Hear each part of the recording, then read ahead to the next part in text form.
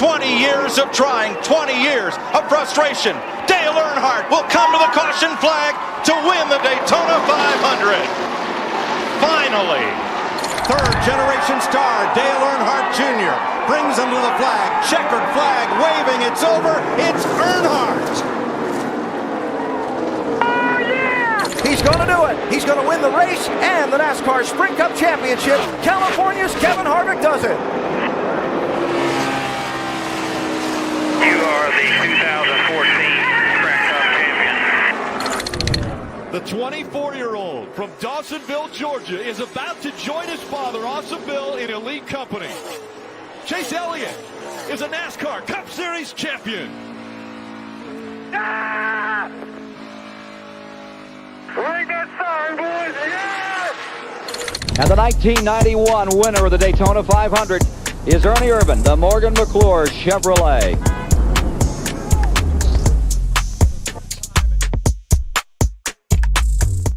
Morgan McClure Chevrolet. Honk. Rest in peace. Yeah. I'm gonna watch the every week. Watch the good documentary this week actually on Sterling Marlin. And Sterling Marlin. Oh, Sterling Marlin. Who my uncle said during 4th of July this year he killed Earnhardt, the son of a bitch. Yes, that's exactly what he said. Naturally, he was kidding. Nobody get offended by that.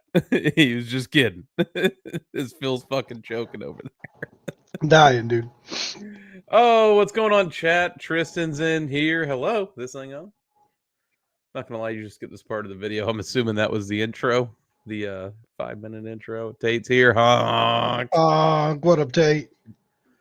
Man, what's going on, Phil? You and I have had kind of a busy week together. Yeah.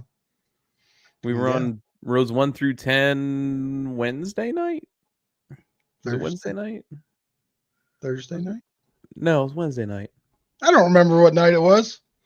Yeah, I think it was Wednesday night because I remember I had to go to work the next day. We were on that for about 2 hours. Talking Atlanta. That was fun with those guys. Travis, Jacob, Cody was on it. That was fun. If you have a chance, go check that one out. Phil popped up. I'm literally sitting here. AJ's like, "Hey, come bullshit with me. Come into bullshit." Next thing I know, 2.5 hours later, I'm still here. Falling asleep in the chair. Then Phil came over for some part of the 4th to my uncle's place, which is Phil's former place. Yeah, it was kind of weird. It's kind of weird sitting in my old house, sitting there having a beer. While not living there. Yeah. It's like, damn, everything looks so different. Like it looks how I wished it did when I lived there.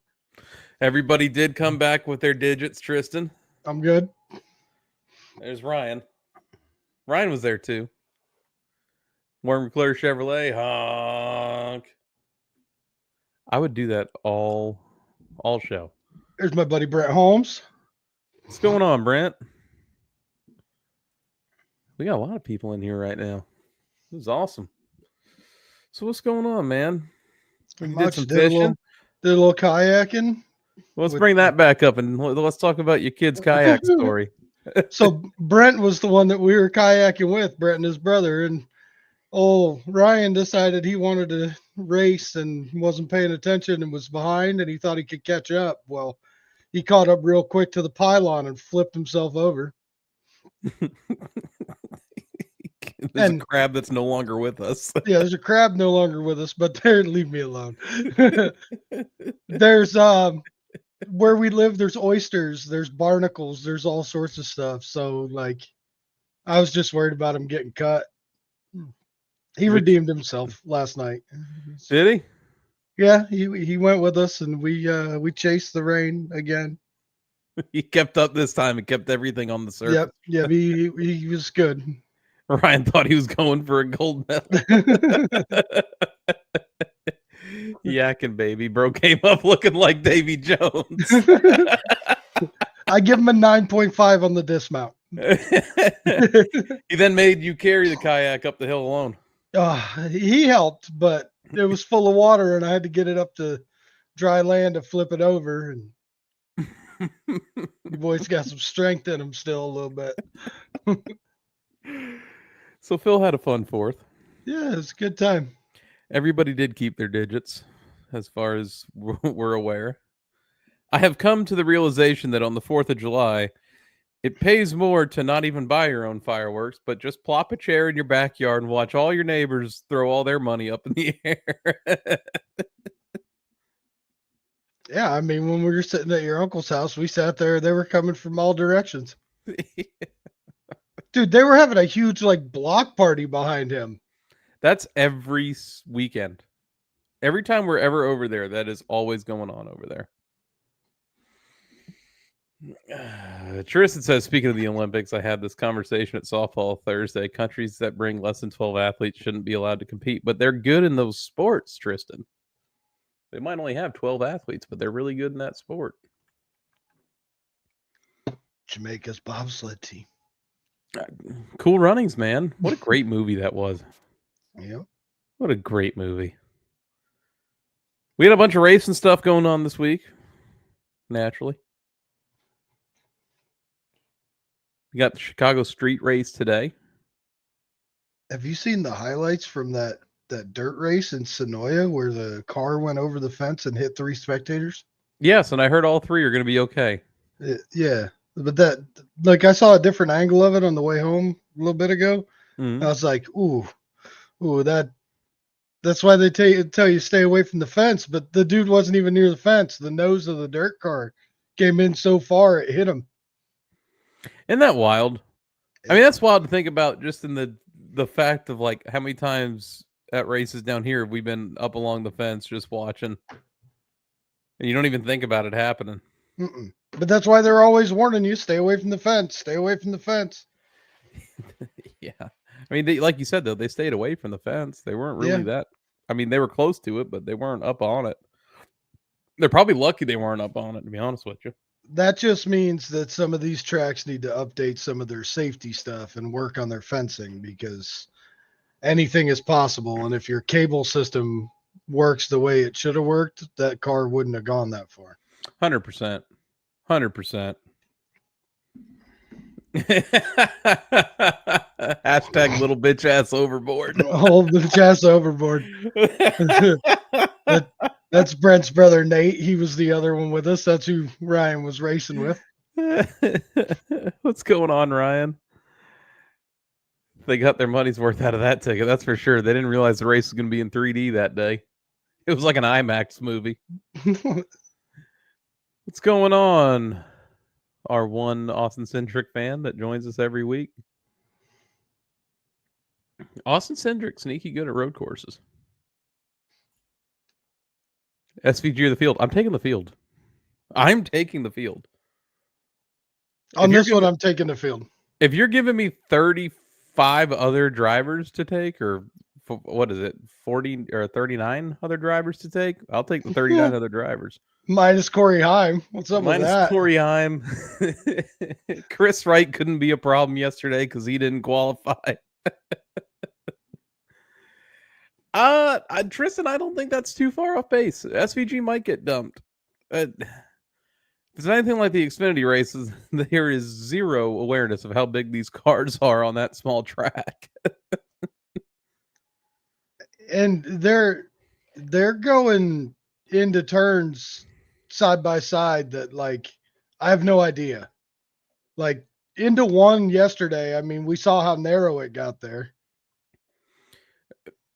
Yeah, we sure did. We talked about that before the show even started. And I think the cup cars are going to be even harder to get down in there. I know we're not talking about the Xfinity race yesterday, but that one incident in turn 1 and stage 3 yesterday had me sending you a message of what in the arca breaking fuck did I just watch? I didn't see it. Then I went back and watched, and I was like, oh my God. The Catherine Legg thing is interesting because if Corey Heim did not bust a freaking toe link during his qualifying lap, he actually would have been faster than her. She was barely faster than the guy who broke a toe link. But I love how they hyped it up, though. Oh, for sure. Love they gave her TV time. You know what I mean? It's the nice thing about the road courses is, like, especially during qualifying, like these cars that don't normally get the TV time during the race get like 2 minutes where it's nothing but them on the TV. You know, this track reminds me of the Detroit street course for IndyCar. No room. Yeah, it's kind of like Belle Isle in a sense. Wouldn't that be a fun one? Oh, If they want to do a street course, do it at Belle Isle. Mm-hmm. I mean, I've made the point multiple times. Like, there's plenty of road courses out there that we could have decent racing at around the country. Like, I'm not knocking street courses, but there's how many road courses around the country that could run? That I think the conversation of multiple street courses a year shouldn't be happening. If you want to do one a year, fine, whatever, but there should not be multiple on the schedule. You know, we're not IndyCar, we're not F1. This is an oval dominated series. I think the addition of different road courses every year is also a little bit of a problem. A little bit. It's not a big deal. But we went from running 2, then we ran 3, then went from like 3 to 5, then we went up to 6, 7. You know, we're starting to fill the schedule up with a lot of road courses now. And for a car that doesn't perform necessarily well on road courses, I wouldn't be adding more to it. This race today is going to be either a follow the leader or it's going to be guys shoving each other out of the way. Yeah. And I mean, that's kind of what all the road courses have kind of turned into too. If they're not spread out, then they're just pushing each other out of the way. You know, the 10 laps into a run, it's going to be pretty spread out. Can we call Boris Said and see if he's free this weekend? They're racing in downtown Detroit. That's right. They don't do Belle Isle anymore. It's downtown Detroit. If you ever want to have a fun on a kayak, you got to look up my buddy at Phil's Adventures. You catch fish, you get rained on, you have a good time. You got to look him up. # Phil's Adventures. You need a GoPro, Phil. You need to start doing stuff. Yeah, like that. I have 2 here. I just got to find them.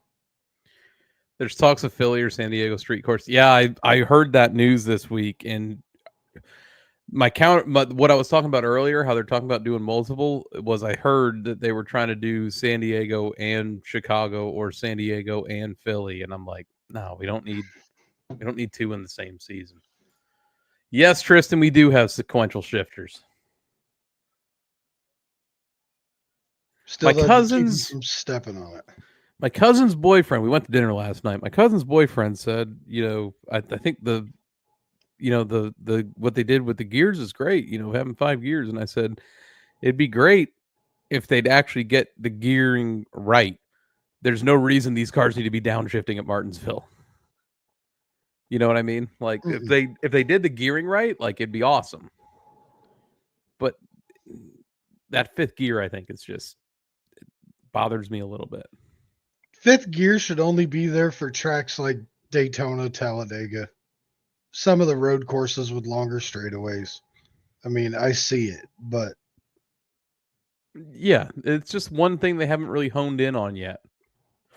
I will say, me and Brandon are committed tonight. We're going to run the NIS at Chicago Street Course. How many laps you making, Phil? I can get around there pretty good, believe it or not. This is actually the first road course I ever raced on. Yes, but now you have other people around you, Phil. That's the problem. You either start at the back and let them screw up, or you start at the front and let them screw up. A lot of mistakes in practice and qualifying. Yeah. Stepping on it. Did any of the Hendrick cars complete a qualifying lap yesterday? I know Chase didn't. I don't think. Did Larson make a qualifying lap? I'm looking. I don't know. I saw that all the Hendrick cars are starting in the back today. Larson 14th. Okay, so Larson did qualify. Bowman qualified. Why did I see that all the Hendrick cars were starting in the back today? Unless they have unapproved changes. That might be what's going on. Because the 3 that didn't make a lap was Denny, Byron, and Elliott. Bubba made a lap, but he stepped on it. It sucks on the Chase part because he had a fast car in practice, like third quick in practice. I'm trying to find Grant Park starting lineup. So Hamlin's in the back, Chase in the back, Byron's in the back, Bubba's in the back, Ty Dillon in the back, Eric Jones, Stenhouse 32nd. Did you see how close that was with Bubba and Eric Jones? Bubba backed up and Jones came flying around the corner and must not have known he was there. Oh, Tried shit. to go between him and the wall. I mean, there was like inches. I mean, it's a 30th place qualifying start, but shout out Austin Hill being the fastest of the guys who had to qualify in on speed. Will Brown, 19th. Did Will Brown have to qualify in on speed, or was he locked in? No, I think he's locked in because he's in that third colleague car. Okay. So, yeah, shout out Austin Hill being the fastest of all of them. Shout out Josh Malicki, the 66 that I thought for sure would DNQ. Ty Dillon, you just beat your favorite driver. We'll talk about all that stuff too. Forgot about the in-season challenge stuff. Sorry, 24 and 9 were both fast yesterday. Hendrick stepped their game up lately. We talked about it. Like it seemed like they had a pretty bad rough patch with all of them. None of them were really running good. Byron had a couple good runs, but I mean, they've had a quiet season overall. We can't talk about Larson because Larson does Larson things. I think a conversation still needs to be had about Larson. If you look at his stats following the double, they're not really good. You know, after he did that Indy race, it's just, does he have like one win in there? I think he's got like one win in there. Didn't he win like Kansas right after? Yeah, I think he's got Charlotte? one after that. Oh, I'm sorry. Kansas was before Charlotte. So Coke 600 was Ross. Nashville was Blaney. Michigan was who won Michigan? Was it Denny? Yeah, Denny won Michigan. SVG won Mexico. Pocono was Denny again, right? Didn't Denny come back and win? Yeah. Atlanta was Chase. Yeah, no, he hasn't had a win since Kansas, but when you break it down, he hasn't really had a good stint since the Indy race. They had damage on the car. They elected to repair damage, so they got to go to the rear. So those are I believe the rest of the Hendrick cars are going to be back there. Oh, Chase Briscoe won Pocono. That's right. Denny was second. That's right. Yeah. Sorry, Briscoe beat him completely forgot. Yeah, he beat him on the fuel run. Yeah, beat him on the fuel run and the dirty air. Yeah, we went through that all last week. Tristan brings up a point. He thinks he got hurt in that Indy crash. Possibly a mix of all of them because he wrecked twice in the Coke 600 too. So it might have been the Indy crash and then all that. That's a lot for the body to go through in one day. In my opinion, you can only do so much. And like when he's racing all the time, I mean, you got to think he's racing during the week almost every night in his sprint car. Right. He's got no time for his body to like chill. No, and he's not getting younger, right? No. Every day you're another day older. I get it. I mean, it's you want to do it every day, but is it worth that? You know?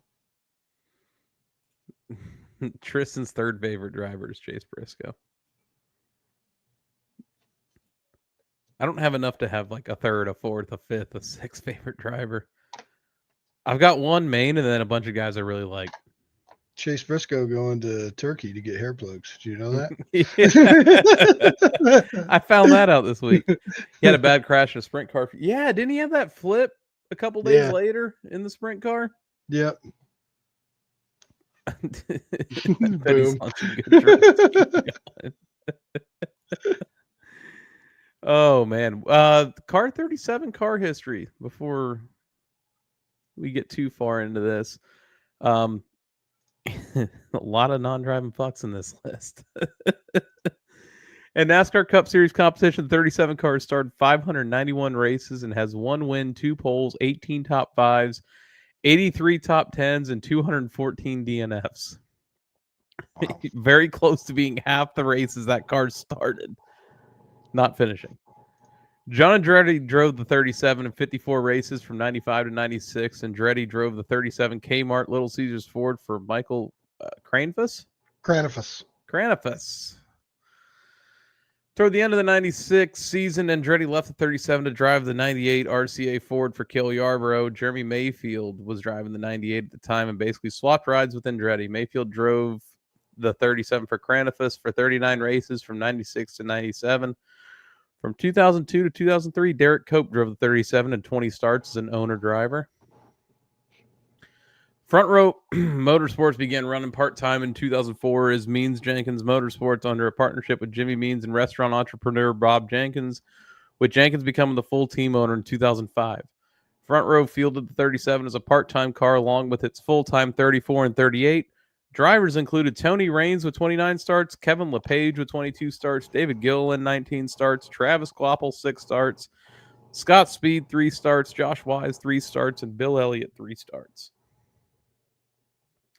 In 2013 and 2014, Tommy Baldwin raced and used 37 and limited starts as teammate to the normal 36 car. Mike Bliss, J.J. Yaley, Dave Blaney, and Bobby Labonte have all made starts in that ride. For 2017, Chris Buescher got behind the wheel of a second entry for JTG Daughtery Racing, car number 37. Buescher had a rough start to the season, but he seemed to hit his stride in the late summer, earning 4 top 10 finishes at Daytona, Indianapolis, Michigan, and Kansas. In 2018, Chris Buescher would score 2 top 5s at both the February Daytona 500 race and the July Daytona night race. These 2 top 5 finishes would be his only top 10 finishes in 2018. Finishing 11th to 13th position 4 times, he would DNF 3 times in 2018, once due to a transmission failure. Chris would finish 24th in the Monster Energy Cup Series points, 2 positions behind JTG teammate AJ Allmendinger. In 2019, Buescher scored the first consecutive top 10 finishes of his career as he followed up a 10th place finish at the 2019 Digital Ally 400 at Kansas Speedway with a 6th place result at the 2019 Coke 600. On September 25th, 2019, Roush Fenway Racing announced that Buescher would replace Ricky Stenhouse Jr. in the number 17 Ford in 2020. Buescher started 108 races in the 37. In 2020, Ryan Preece took over the 37 car after moving over from the JTG 47. Preece had a difficult season, scoring only 2 top 10s, Fall Bristol and Fall Talladega, but 4 last place finishes. I remember that nasty wreck he had in the Bush's Baked Bean car. That wasn't Daytona, was it? I can't remember. It was either Daytona or Talladega. It was a night race. So yeah, it wasn't Dega then. I don't think it was actually Daytona either. I don't know. We'll look that up. We'll look that up later. Don Tarr in the race car made 24 starts in the 37 from 79 to 81. Tony Lund found success driving the 55 in the Wood Brothers 21, but early in his career, he made 20 starts in the 37 from 55 to 58. Mike Alexander started the 37 car 19 times in 1981. Larry McReynolds was a crew member on Alexander's car before landing his first crew chief gig in 1985. Larry McReynolds. Bobby Isaac. Now we come to our own one and only race winner in this car. Bobby Isaac only made 7 career starts in the 37 from 67 to 68, but in those 7 starts, he earned the only win in the number claims. He won at Columbia Speedway in South Carolina in 1968. Other notable names in the 37. Here we go. Mike Skinner, 8 starts. Kevin Conway in that extends car, 6 starts. Donnie Allison, 5 starts. Charlie Glotzback, 5 starts. Neil Bonnet, 3 starts. Rick Corelli, 3 starts. Wally Dallenbach Sr., 2 starts. Patty Moyes, 2 starts. Todd Bodine, 2 starts. Jim Pascal, 1 start. Mark Martin, 1 start. And Jimmy Spencer, 1 start. Mr. Excitement. Ending on Mr. Excitement. Next week's a really fun one. 38's had a lot of fucking drivers in it. Comment over there that wreck Priest had Kansas. That's what it was. Kansas. Yes, Kansas. That's my kid. Thank me for my service, Cooper. Tony Raines DLP, baby. Why do I remember Tony Raines DLP in the 96? That was the 96, right? That was the 96. That car came close to winning a race. Wasn't it a road course? He came really close to winning, Tony Raines. In modern times. That's right. That was Kansas, that race. Kansas had a lot of fucked up crashes. That was a nasty one. That was a nasty one. Wasn't Kansas also where Almirola got hit in the ass and it knocked him out a couple weeks? Yes. Yeah, Kansas got some bad wrecks to it. So where you want to go, Phil? You want to go Atlanta? You want to go Xfinity at Chicago? You want to go in order? Take it where you want to go. Well, let's talk Atlanta and how I thought, fandom aside, I thought Atlanta was the best race of the season last Saturday. I thought it was good. I thought it was great that nobody could hold a lead. Runs would build up enough to get you around the leader, but weren't enough to like block both lanes, if that makes sense. Like people couldn't sustain it to where both lanes were just staying at the front and it was just a bunch of follow the leader. There was no advantage. There wasn't. There was little to no fuel saving in it. I thought that Atlanta was everything that Daytona and Talladega used to be. I thought it was just a perfect race. I thought the next gen car looked really good. You had a big one? Yeah, you had a couple big ones. You had a real big one. You had a real big one. And a lot of people were blaming that big wreck on Denny Hamlin, and I don't think Denny was really at fault in that. I mean, he's got a part in it. I think a lot of it was just product of racing. You had the stack up. The stack up happened up top. Was it John Hunter couldn't really handle that push that Denny gave him because he was kind of checking up, sent him into the wall. Denny lets off, gets turned by the guy behind him. I mean, it's a product of this racing. It's not one sole individual's fault. It's just a byproduct of it all. And that was like that wreck in Ricky Bobby, sponsored by Chili's, the wreck that never ends. Dude, it just kept going and going and going. Applebee's, Phil. Applebee's. Was it Applebee's? Sorry. It was Applebee's. My bad, dude. Chili's, Applebee's, same thing. It's kind of all the same thing. Yeah. It's all mediocre food. I mean, get out of here. I will ride the Dente, though. Oh, I'll go ride the Dente all day long. I really thought Atlanta was a solid race all around. I thought it was awesome naturally that Chase got the win there. I did not see it coming. Patrick, who hasn't been in the comments yet, at least I haven't seen, said last week that he picked Chase to win the race, or picked him in fantasy and to win the race. And I flat out said I don't even see him winning a race this year. And so egg on my face on that one. I'll take it. With about 8-10 to go, Chase was back to 8th, and I thought there was no shot. But with the way that the track was and the way people were getting runs and how the leader couldn't sustain, he was able to get back up there and win. The big thing I thought that was to Chase's advantage on Saturday that I thought he had over everybody else was it seemed like he could make his car work by himself. He was one of the only guys I saw the entire night where he could go solo, make that 3-wide pass on the bottom and clear both cars going into the corner. We had this conversation the other night on rows 1 through 10. Like, a lot of people were bitching to Bowman. Like, what are you going to do in Bowman's case? Like, you're damned if you do, you're damned if you don't. If you don't try to do what he was doing, you don't have a shot at the win. But at the same time, you're not going to push Keselowski to the win. You're not going to help him. If he pushed Keselowski, best case scenario was he finished 3rd. If he didn't push Keselowski and goes around him, his best possible result is a win. And that's the way I looked at it. Mm-hmm. And his worst possible scenario is he finished 3rd, which is exactly what happened. Junior said it on the broadcast. Don't you dare push that 6 car to a win. If Bowman had pushed the 6 around the 9, there would have been hell to pay in that Hendrick office on Tuesday morning. That's what I hate about the way racing is right now. 100%. I mean, Dale Sr. famous for not ever wanting a teammate ever because of that situation. There's too much manufacturer BS going on. There's too much, team stuff going on. And it's I'm not saying it's ruining the sport, but it's definitely one of the negatives, in my opinion. I think what a lot of people also fail to realize is that this is something that's been going on for decades now. I mean, I believe I remember reading articles back in like 2004, 2005 about manufacturers getting mad at super speedways of pushing non-affiliates or, not same manufacturer, not same team to wins. But here's the thing, though. It's like you just said. If they try to go with somebody else and they get hung out, you ruin a shot of a 2nd or 3rd place finish for maybe a 20th place finish at the end because you got shuffled out trying to work with somebody. Right.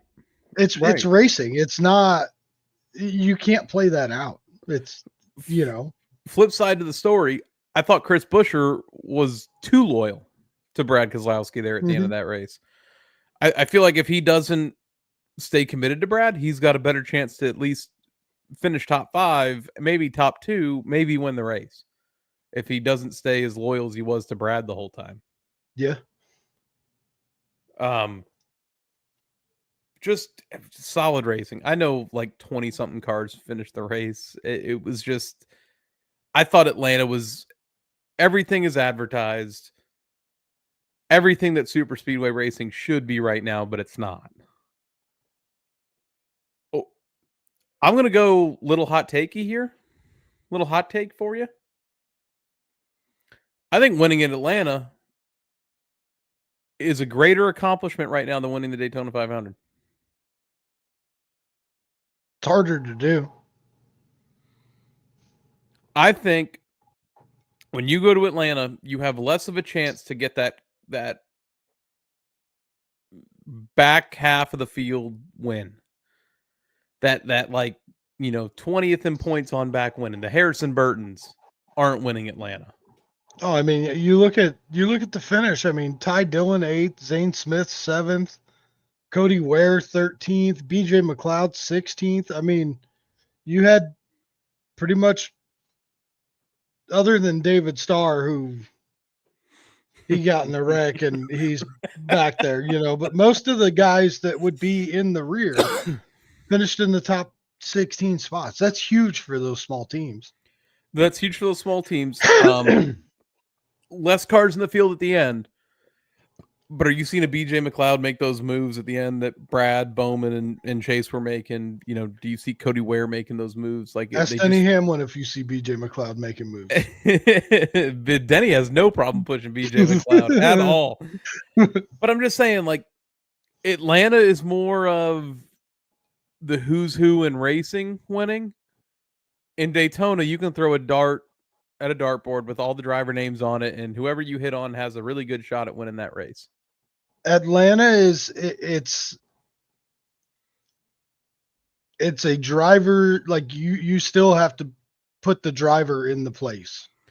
It's starting to drive like old Atlanta, but in a super speedway form. Right. And I just think it is perfect right now. But I like Hendrick that there stage was 1 winner, Phil.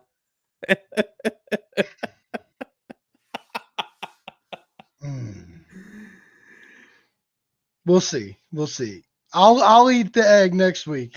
I'll take the egg on the face if he does. Penske as a whole, just what an awful night. Yeah. You got Logano in the wreck. You got Blaney getting freaking hooked back into the wall head on again at another super speedway race. Cindric got caught up in all that stuff. Blaney with a last place finish again. We said something on, or a comment was made on rows 1 through 10 when we were on, and I couldn't believe it when it got brought up. Denny Hamlin, Ryan Blaney is 5th in playoff points. He is 7th in regular driver points, and he's got 6 DNFs. 6 DNFs. You'd be leading points, like overall, if it wasn't for that, guaranteed. The Regular next driver with 6 DNFs is Bubba in 13th. Mm-hmm. That's insane. And it's all just points, it's all just bad luck. It is. It is. And a lot of it has not been to any fault of his whatsoever. Between the wrecks and the part failures and stuff like that. And I think this might actually be a really good segue into a news story this week, where you look down the list at Daniel Suarez, who's 29th in driver points, 5 DNFs on the year. So you got a guy like Daniel Suarez, who's 29th in points with 5 DNFs, and Blaney, who's 7th in points with 6 DNFs. Daniel Suarez, it was announced this week, will not be returning to Trackhouse in 2026, and that they agreed to mutually part ways. We kind of had a fun little bit this week on who was going to take over that ride, and like a wrong answers only deal. Got a lot of right answers. We got some really good ones. I'm trying to pull up the tweets so I can pull up the comments. I meant to have this already ready to go. Sonny Hayes from the F1 movie. Brayton Laster. Ooh. Chris Wright. Oh. Ooh. I saw Catherine Legg on one of them. It was funny, man. I would agree. I think it's Zilisch to the 99. Phil, can I ask you to take this away for like 2 minutes? Yeah, absolutely. Something real quick. Sorry. No, you're good. I'll take over and talk about the in-season challenge. We'll go over some of that. A lot of upsets. So the first one, Ty Dillon over Denny Hamlin. My screen just froze. Give me a sec. Keselowski over Kyle Busch, Bowman over Logano, Wallace over Suarez, Nemechek over Berry, Elliott over Austin Dillon, Eric Jones over Ross Chastain, Ricky Stenhouse over Christopher Bell,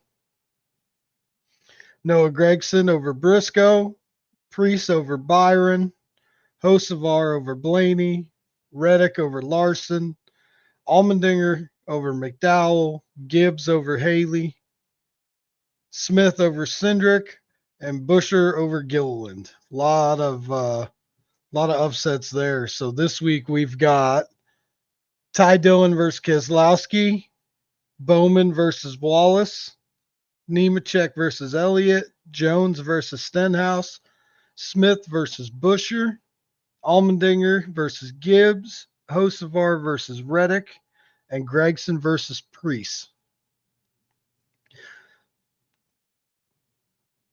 So a lot of lower seeds took over on that. Let me see. We'll go over the starting lineup real quick.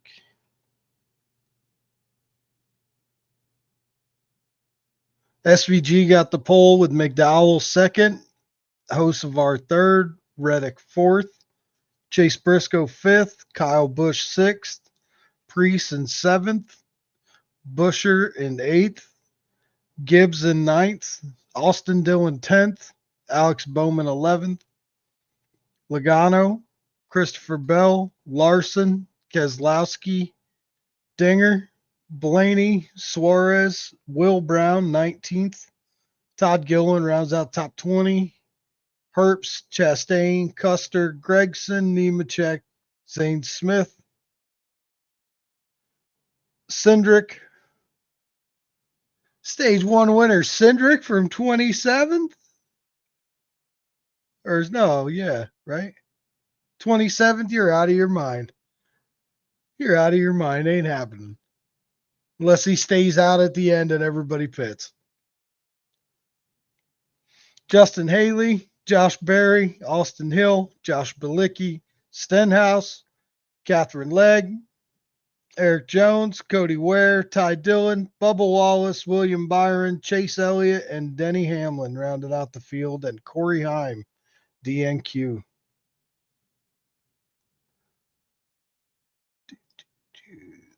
See what else we got for news this week. Anything else? Justin Marks is going to drive the Red Bull Chevrolet at Goodwood Festival of Speed.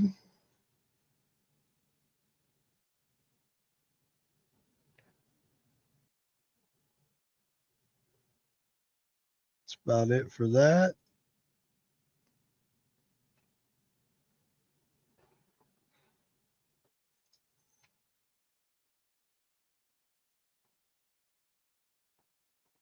Sage Karam DNQ'd yesterday at for the Xfinity race. Go over that. SVG won over Zilisch. We'll talk about that once AJ gets back. Sheldon Creed, Austin Hill, Sanchez, Jesse Love, Sammy Smith, Sam Mayer, Austin Green with a good finish in 9th, Brennan Poole with a good finish in 10th, Josh Williams 11th, Alex LeBay 12th, Harrison Burton, Dean Thompson, Christian Eckes, Carson Quapple, Thomas Annunziata, Blaine Perkins, Daniel Dye, Kyle C. rounding out the top 20, Brandon Jones, Kaz Gralla, Allgaier 23rd, but he had some brake issues. Parker Retzloff 24th, Ryan Ellis 25th, Connor Mozak 26th, Jeb Burton 27th, Matty D 28th. He had a rough day. He ended up in the tires, I think, at least twice.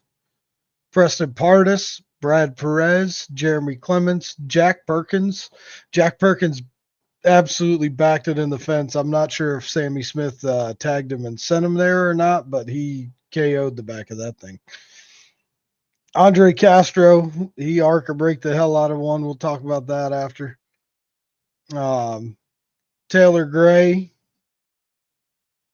Josh Bilicki, Anthony Alfredo, William Sawalich, and Ryan Sieg round out the field from yesterday. Trucks have been off, going to be off for the next couple weeks. Next race there is July 25th.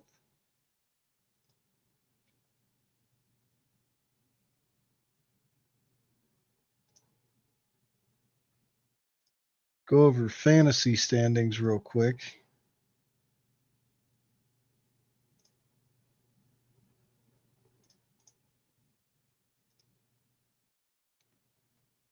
Kyle Larson's iRacing account leading. Ryan Schreck second. Manda Love third. One Blue Weston fourth. King J Hip Racing fifth. NASCAR's Consistency sixth. Ruggs Motorsports seventh. Door Bumper Not Clear eighth. Cole the Bold ninth. Jackhammer JT 10th. I am in at 11th. Priscilla 12th. Casual Chaos 13th. Dale's Mustache 14th. Junior's Wild Bandits 15th. Yeah, I almost read it out loud on that one. Dude, the whole time I'm sitting here going, is he going to say it? Almost is he did. Say it? Almost did. I almost fell for it. I went over results and starting lineup and just this. So we can go over the Xfinity drama from yesterday and all that. Xfinity drama. Oh man. Xfinity race was okay. It was all right yesterday. This is where I just don't think the street course is right for all the series. But like Xfinity was all right. It wasn't a bad race by any means. I think the Xfinity race puts on a better show than the next gen does here. I'll agree. I think it's because the cars are so much harder to drive. Right.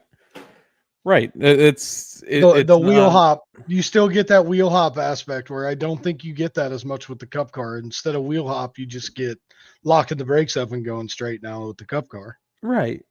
I thought the Xfinity race was really good yesterday, actually. Now that I'm thinking back to it.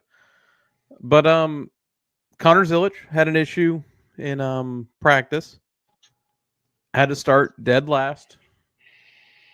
Drove all the way through the field. SVG naturally dominates a majority of it. Sheldon Creed looked really good yesterday. I kind of have a little problem with how the race ended on that final restart. SVG's running in a junior motorsports car. Connor Zilisch naturally full-time junior motorsports in the Xfinity series. On any other occasion, I wouldn't have a problem with the way SVG ran Zilisch on that restart if SVG was driving for a different team or that's a different guy on his outside that's not a teammate. I feel like you can drive like that to anybody but your teammate, where you run them high and make them get into the wall, exiting turn one. There's just like a little bit of a respect thing there, right? I don't think what he did by definition is dirty. I think who he did it to makes it dirty. I don't think it was malicious in any way. Like we said before we came on here, I said that pretty quick. That I don't think it was anything meaningful, but you have the better car. Right.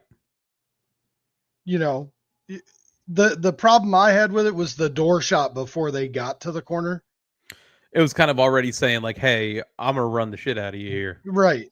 You already knew at that point he was going to do what he had to do. But I mean, I'm not,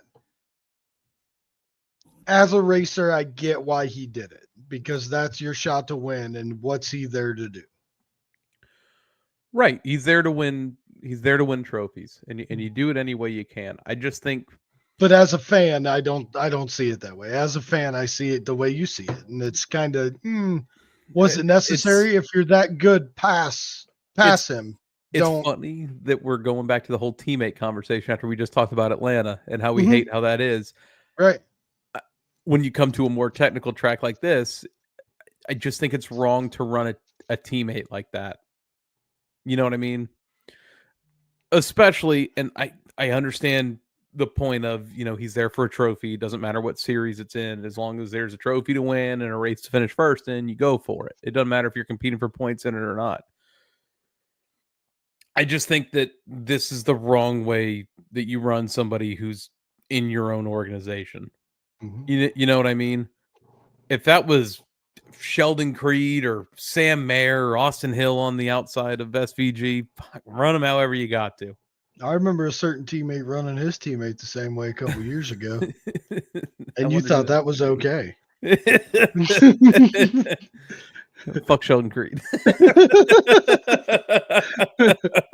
I'm just saying, No, but I mean, hey, a lot of circumstances happened in that whole ordeal where you kind of understood it. This one, though, especially knowing that Zilisch is probably going to the 99 next year, but almost a surefire lock. But looking at it from a different point of view as well, like, I'm gonna stop there. Never mind. No. But I think you were kind of going down a path I was just thinking about. SVG now needs to expect this from Zilisch. 100%. When they're running close together and there is a win on the line, which is probably going to happen next year at some road course, Zilisch is going to run him the same way. He'll remember that. You're a racer, Phil. Racers don't forget. Jimmy Spencer never forgets.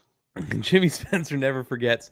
And I think it's people are actually getting a little pissed off with Austin Hill because I guess a picture came out where he was flipping off the car behind him and they were like, oh, I thought middle fingers weren't, you weren't going to deal with it, yada, yada, yada. Oh, bitch. Everybody failed to realize that I believe it was Daniel Dye behind him when he had the finger out the window. Was Daniel Dye was in that race yesterday, right? Yeah. Yeah, he was flipping off Daniel Dye during the race, and I'm like, that's technically payback. But yeah, I mean, SVG's just kind of opened the door, and it's not just to like Zilisch. He's opened this door to. He did the same thing to Larson last year. SVG now needs to expect him to be raced the same way now. Oh, 100%. So like today, for example, stage win on the line or race win on the line, expect that car that's right behind you to use you up a little bit. We still got a couple of road courses coming up. Right. That's we go back to what we talked about earlier. Where are you taking SVG or the field today? I'm taking the field. I'm going to take the field as well. Shane is really good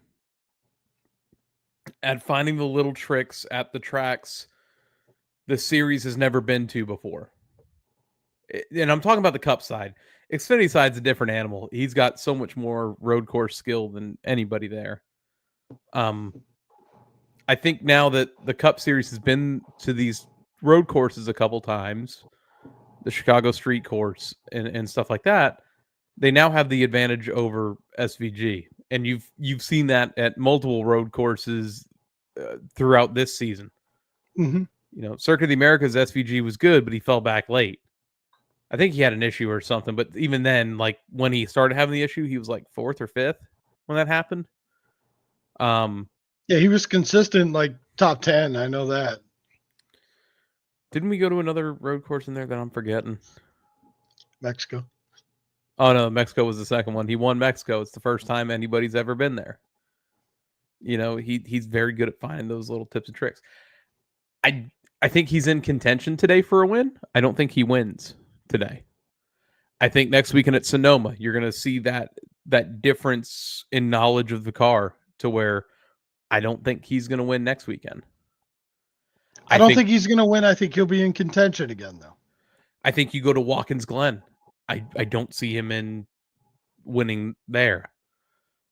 I think Sonoma is more his style of track. Like that's more that like Australian style, you know, the different altitude changes and off-camber corners and stuff.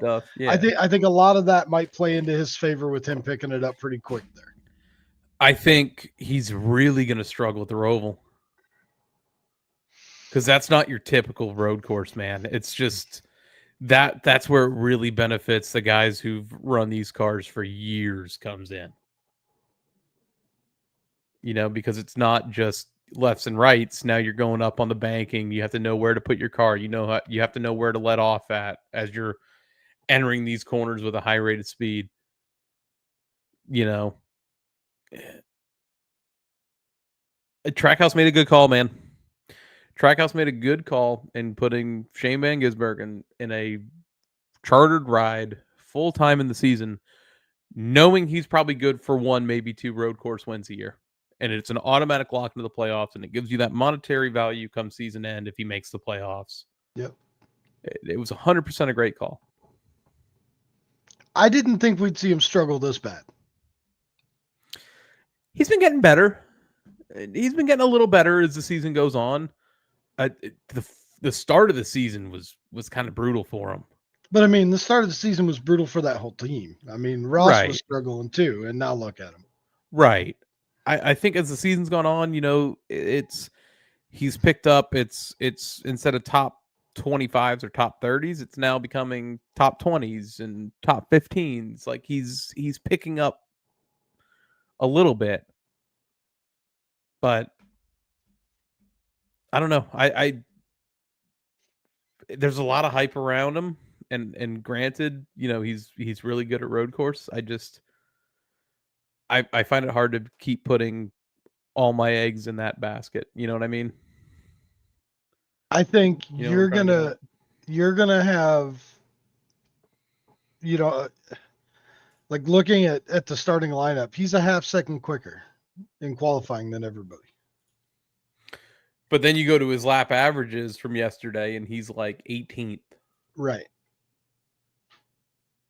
So like he can put down the lap with nobody else out there. Now let's see what happens when everybody's there and people are pushing each other out of the way. Are we Once you supposed to get get that some rain pressure. today too there? I'm not sure. I haven't. If it rains, he has a significant advantage. I do want to point that out. But if it's a dry track, I don't know if that advantage is there for him. Rain likely around 3 p.m.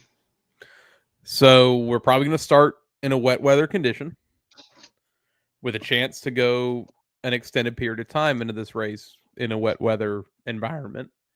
That's where it'll come out really good for him. If that track starts to dry up,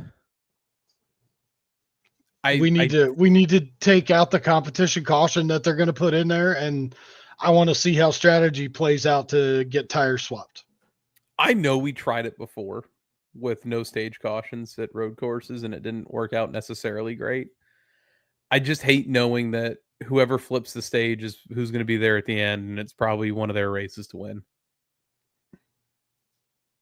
You know what I mean? It's like you know who the battle's going to be between an hour and a half before it even happens. Yeah.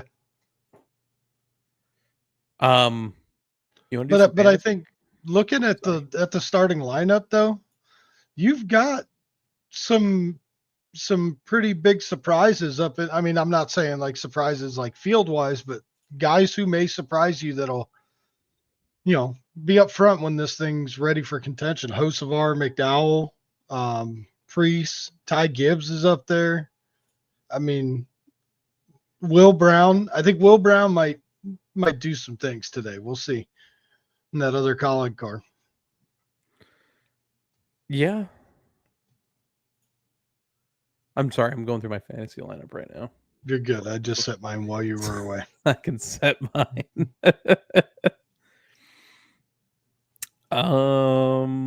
Where does Bowman start the race today? 11th. You know what? I was going to take Bub over Bowman, but I thought against that. 11th, but the rear, possibly rear, but still, Bubba's not good at the street course. So I'll give you mine first. I went SVG, of course. I took Will Brown just to see what he can do. Someone to use. Yeah. I'm not using up one of my other picks that way. And then I took Hocevar, Allmendinger, Chase Elliott, and in my garage I've got Michael McDowell. And then matchups, I took Bubba over Bowman, Dinger over Gibbs, Busher over Zane Smith, and Hocevar over Reddick. We are like on opposite ends of the spectrum here as far as this lineup goes. I went SVG, McDowell, Reddick, Bush, and Gibbs with Chase in the garage. I went Bowman over Bubba, Gibbs over Allmendinger, Busher over Smith, and Reddick over Hocevar. So we matched one of those out of four. Not bad.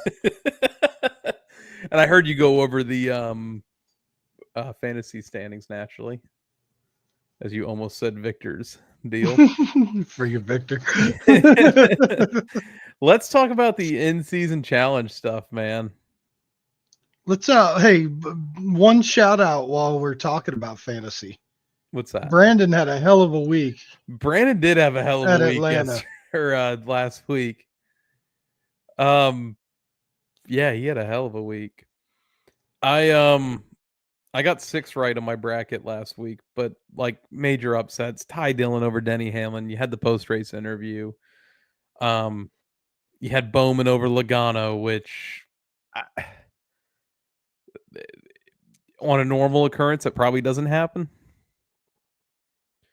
You had, I'm trying to scroll down here. You had Stenhouse over Bell. You had Zane Smith over Austin Cindric, although I think that's more of an even matchup than you realize. Hocevar over Blaney. Hocevar over Blaney. Reddick over Larson is kind of an upset to me. Priest over Byron's a definite upset. Gregson over Briscoe is a definite upset. So, Phil, between you and I, Ty Dillon or Brad Keselowski? Brad Keselowski today. I would take Ty Dillon in that matchup. Although, no, Ty's starting in the back. Never mind, Brad. He's in the rear. Yeah. Brad's like mid-pack. This one I find just funny because this is the one I struggled with just in picks. Bowman and Bubba. I'd take Bubba, or I'd take Bowman. You're taking Bubba? I'm taking Bubba. I'm going to take, in the Nemechek Elliott matchup, I'll take Elliott. Although, John Hunter's been sneaky good at road courses this year. Starting 25th today. Sneaky good. Look for him late in the race to be in like the top 13 area. And then he'll probably stuff it in the tire. Then he probably will. Jones and Stenhouse, I'd take Eric Jones. I'll take Jones on that, yeah. We have Gregson and Priest, which could actually be way more interesting than it needs to be, although I think Priest gets the edge on him. Priest has the starting position today. That's what's going to benefit him. So we're both going Priest there? Yep. Hocevar and Reddick. Hocevar. I got to go Reddick. I've got to. Got to go Hocevar. I've got to go Reddick because I picked Reddick to at least be that side of the bracket's finals. This one's going to be a really good matchup for a road course. AJ Allmendinger or Ty Gibbs? I'm going AJ. I'll go Ty. And then Zane Smith, Chris Buescher. I think I'm going to go Buescher on that one. I'll go Buescher on that. But a lot of upsets last week, which what did you expect? What did you expect? I saw a thing. We talked about it the other night. They said there's no perfect brackets at all. Yeah, no, none. None. Don't even try. Phil, who are we giving big junk to for Atlanta? The field. The field? All 25 cars involved in that wreck. or all 36 cars that had some type of damage from those two wrecks. Or some wreck at the end of the race. I'm just going to put in here all cars involved in an incident.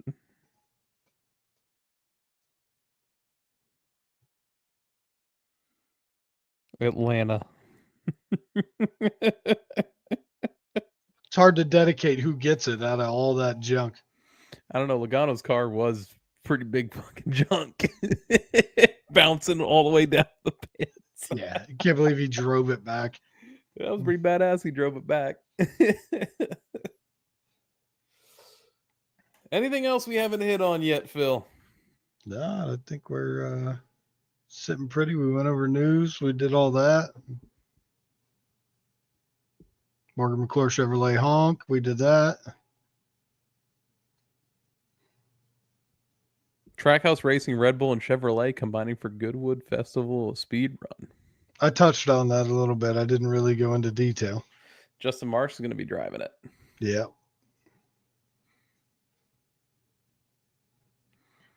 It's a pretty Trackhouse dominated news week. Yeah. Trackhouse is they're out there.